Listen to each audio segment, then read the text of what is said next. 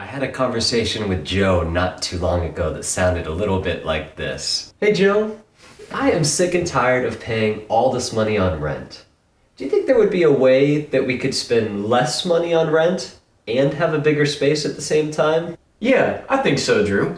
And I can do you one better. All that money you've been spending on your housing, I can give it back to you in about 5 or 10 years. Do you know that the average American spends over 30% of their paycheck each month on housing?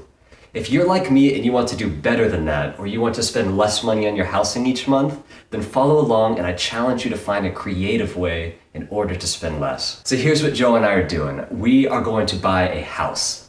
Our goal is to purchase a 4-bedroom house, whether it be all part of the same unit or possibly even a duplex.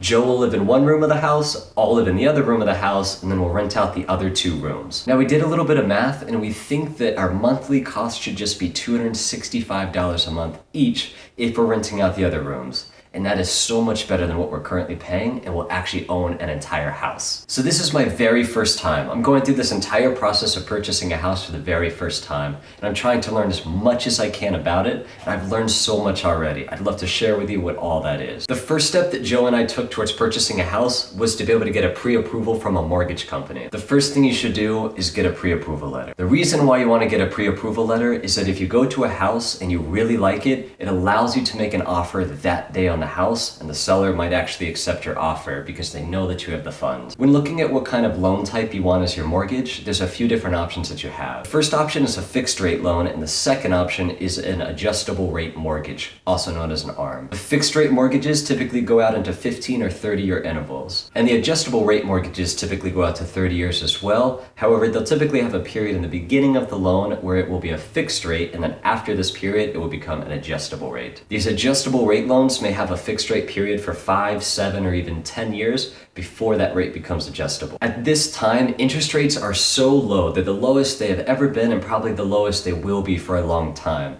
For that reason, it will probably make most sense for you to get a fixed rate loan so you can fix in this really low interest rate for 30 years or 15 years, depending on the mortgage that you get. The only time that it may make sense to get an adjustable rate mortgage is if interest rates are currently high and you think they will go down in the future. The second reason why you might want an adjustable rate mortgage is if you plan on selling the home before the end of that fixed rate period in the adjustable rate mortgage. For example, Joe and I were actually looking at an option where you could get a 30-year adjustable rate mortgage with a 10-year fixed period. And this 10-year fixed period would actually be a lower interest rate compared to if we were just to get a 30-year fixed rate loan. We decided that we were probably planning on selling the house within 10 years anyways, so it may make sense for us to get the adjustable mortgage. For anybody else, it'll probably make most sense to get the fixed rate mortgage with interest rates as low as they are. Another thing with looking for a mortgage, and something that confused me at first, is that there's 2 different metrics comparing the interest rates of the loan. There is the loan interest rate and there's also the APR. The loan interest rate is exactly what it sounds like. It's the interest rate on the loan. The APR, or the annual percentage rate, is the interest rate plus all of the additional fees added in. Whenever you're looking for a loan, the interest rate is what you should really pay attention to. However, if there's 2 loans that you have, they have the same interest rate, but one has a lower APR, go with the one that has the lower APR. Now, getting a pre-approval for your mortgage is as simple as going on to the website of whoever bank or whatever banks you would like to attempt to get a mortgage from. You'll go in and you'll give them some preliminary information like your name, your social security number, your address, and maybe how much money you make. Now, when you send this information into the banks, there's going to be someone who's going to look at your income, your assets and debts, and your credit score. And based off this information, they're going to approve you for a certain loan amount, up to a certain dollar amount. In addition, inside of this pre-approval, you'll get an estimated interest rate as well as some other information like estimated costs for closing. Now, what this pre-approval letter does is it allows you to go to the seller of the home and it proves that the bank is willing to loan you this certain amount of money. A couple things that I learned about applying for a pre-approval letter. The first thing is make sure that you apply for a loan for more money than what you actually plan on spending. Like, we're looking at a home between the $200,000 and $250,000 price range. So we went ahead and set off for a pre-approval letter for $250,000. Oftentimes the banks will just pre-approve you for the amount that you requested and not anything more. So always go and get a pre-approval for more money, but you don't actually have to use everything that you're approved for. The second thing about getting pre-approvals, and this is an absolute must, you must go get pre-approvals from multiple different banks, multiple different lenders. We actually sent out pre-approvals for 8 different banks. Now they will check your credit and your credit score will go down because they're checking your credit, but you actually get a 14-day window that you can have as many banks check your credit as many times as they want, and it won't decrease your score anymore.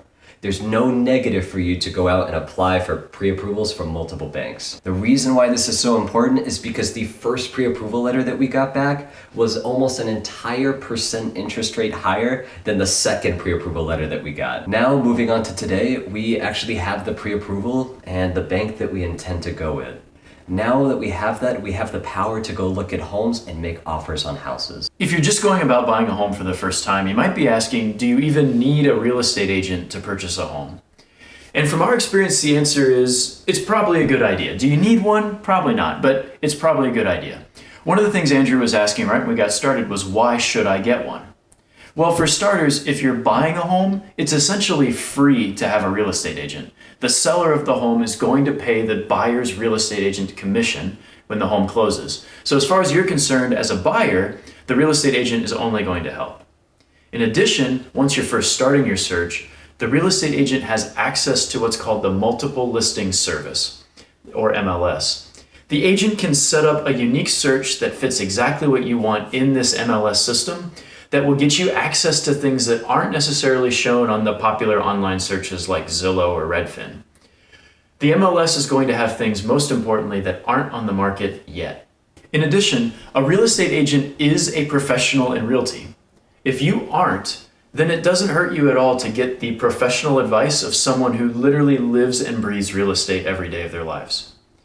Our real estate agent has been great in terms of providing what he thinks is a good deal, a bad deal, what the house is probably going to sell for, and common problem points that happen during the home sale that we can know about early on. Another great thing about a real estate agent is they're networking with other real estate agents very frequently. That means that if a home is not even in the MLS yet, but is going to be put in there, your real estate agent might already know it's coming on the market.